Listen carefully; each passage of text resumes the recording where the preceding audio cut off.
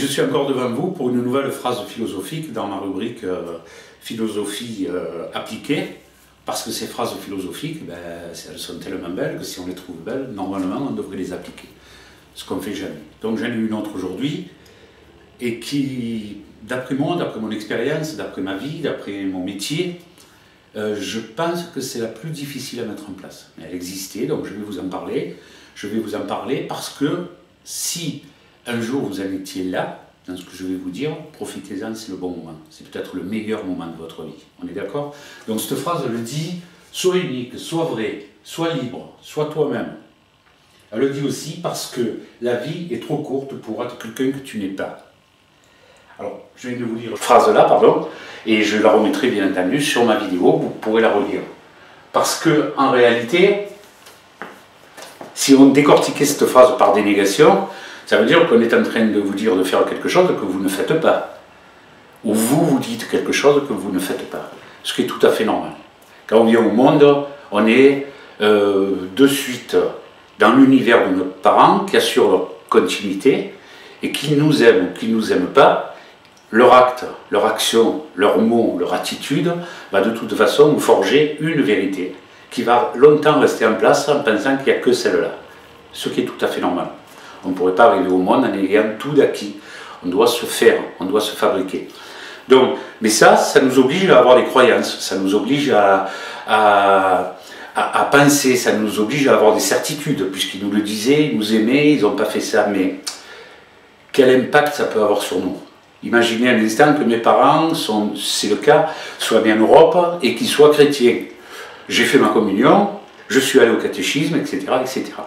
S'ils étaient nés en face de la Méditerranée, de l'autre côté là-bas, il y a de fortes chances pour qu'ils soient musulmans. Et aujourd'hui, je serai musulman et je trouverai ça normal. Voilà. Donc, tout le début est normal. Après, de toute façon, d'autres personnes bien pensantes viennent nous apporter une autre couche. C'est l'éducation nationale à l'école. Donc on va à l'école, on nous apprend des tas de trucs, mais ce qui était vrai hier ne l'est peut-être plus aujourd'hui, et ce qui sera vrai aujourd'hui ne sera peut-être plus vrai demain. Moi déjà, dans ma génération, à l'âge que j'ai, en histoire, admettons, il y a déjà pas mal de trucs qui sont plus d'actualité. Pourtant, à une époque, il fallait que ce soit la vérité mordicus. C'était comme ça et pas autrement. Et aujourd'hui, on se dit non, maintenant, avec les archives, avec tout ça. Donc tout ça, c'est ok, il faut passer par là, on le fait. Après, vous avez un milieu professionnel, vous avez un caractère fort, vous êtes quelqu'un qui dopait les gens, où tout le monde, toute votre vie, vous dit c'est super, toi tu as du caractère, toi tu y arriveras. Parce que cette image nous fait du bien. Elle a en retour le fait de flatter un peu notre ego, quoi. On est là, quelqu'un de bien, donc il faut y aller. Mais il arrive dans la vie qu'on en ait un peu assez, qu'on soit vraiment fatigué. Et là, le choix s'impose. Pendant un moment, on est entre deux choix, c'est-à-dire qu'on n'a plus du tout envie d'être cette personne-là. On a d'autres envies qui existaient depuis toujours, mais qu'on commence à peine à les sortir. Et on continue encore un peu à être la personne forte sur laquelle on peut compter. C'est-à-dire que nous, on est intransperçable, rien ne peut nous atteindre, on va continuer. C'est faux. Mais il faut continuer à faire le jeu. Il faut continuer à jouer ce jeu-là pour que les gens sentent qu'on vit la vie qu'ils attendent de nous. Et on n'en peut plus. Donc on perd beaucoup d'énergie à faire semblant, à paraître, qu'à être.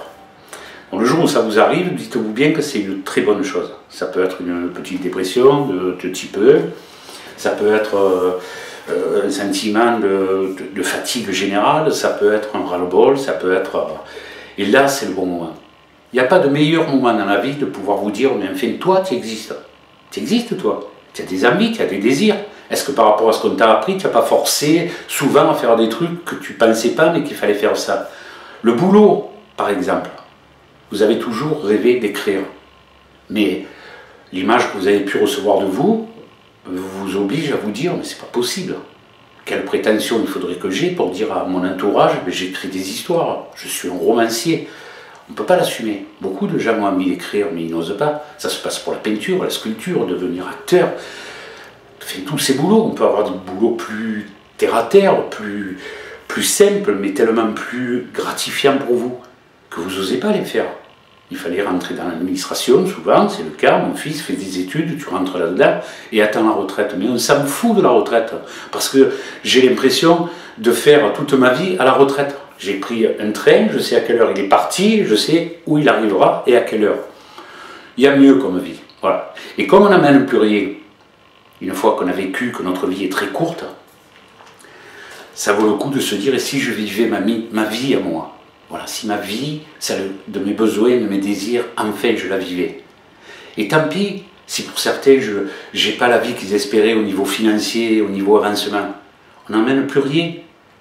Les pharaons ont essayé, avec d'autres civilisations, de pouvoir construire des pyramides et tout mettre dedans, tout, même leurs serviteurs, etc. Mais c'est fini tout ça, c'est dépassé, c'était qu'une croyance négative qui nous tirait vers le bas, au détriment de peuples qui souffraient. Donc, on voit bien que la vérité n'existe pas. Il y a une seule vérité qui compte, c'est la vôtre. Qu'est-ce que vous aimeriez faire? Quelle personne aimeriez-vous être? Et dites-vous que vous ne pouvez pas être aimé par tout le monde. Alors, c'est une façon de faire aussi le grand nettoyage autour des gens qui nous aiment, sincèrement. Parce que les gens qui vous aiment vraiment, ils vous diront, mais c'est pas grave mon cœur, fais-le. Fais ce qui te fait plaisir du moment que tu es heureux ou que tu es heureuse. Nous, on s'en fout, on t'aime quand même. Et les autres qui, pour une raison X ou Y, étaient là, accrochés à vous comme des courtisanes qui attendaient dans la cour le roi qui passe, ben ceux-là, ils vont partir. Et c'est ça, le moyen à traîner, puisque ce n'était pas des vrais amis. Donc, ne vous souciez pas de ça. Il n'y a rien de plus beau de se lever le matin et de faire ce qu'on a envie de faire. Et vous pouvez le faire. Donc, cette phrase, le jour où ça vient, rappelez-vous qu'elle existe et venez la revoir. Ok? À bientôt. Et merci.